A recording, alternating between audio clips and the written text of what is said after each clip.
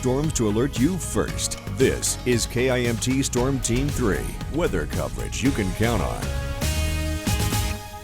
Welcome back, my friends. I've got some information for you, plenty of it, of course, here as the forecast unfolds. But first, when it comes to the fog and what we're seeing in Mason City and Rochester. So first, we're starting off with Mason City, and yes, you can see evidence of the city. It still exists behind all of this fog.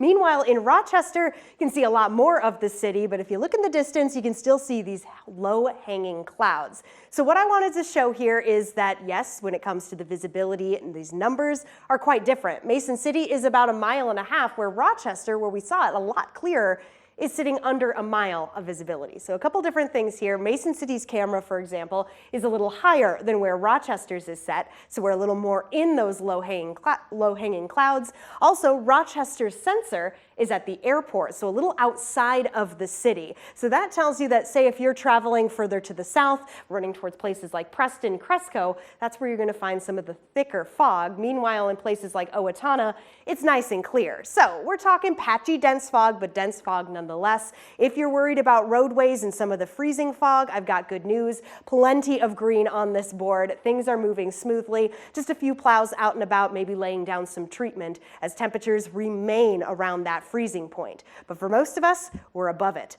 Owatonna, showing off the clearer skies, the 10 miles of visibility, 37 degrees, so actually well above the dew point. Yeah, we're bringing that back into play. There's a lot going on when it comes to the atmosphere, but all you really need to know is that temperatures, as they continue to warm, they separate themselves from that dew point, and then we start to see some clearing. But unfortunately, most of us, although above the freezing point of 32, are still right around that dew point, thus dealing with the fog. And these temps are not going to be fluctuating too much, maybe coming down a degree, maybe even going up a degree over the course of the next several hours, even into the overnight. We have been very, very steady with these temperatures, which is nice because stepping outside, it doesn't hurt and you don't immediately freeze, but it has allowed us to be very foggy, keeping with those temperatures just right around the melting point, giving more moisture to us. And speaking of moisture, satellite and radar here picking up on a little bit of rain starting to weaken further off to the east, but there's still plenty more to be had further south. And this is what I'm watching, especially for the possibility of development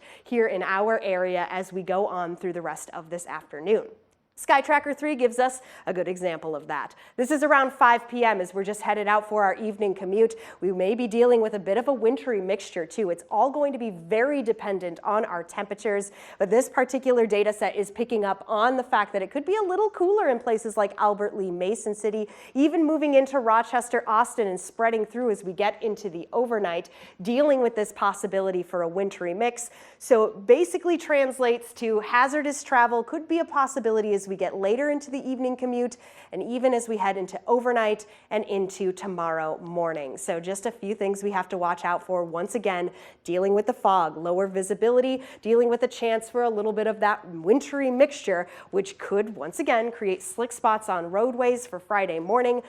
That's a lot, Annalise, but luckily we do start to dry out as we get into the weekend and ultimately into next week. So if you've been missing the sunshine, I know I have, it is coming. Okay, that's good to know and keep in mind. Mm-hmm. All right, thank you, Sarah.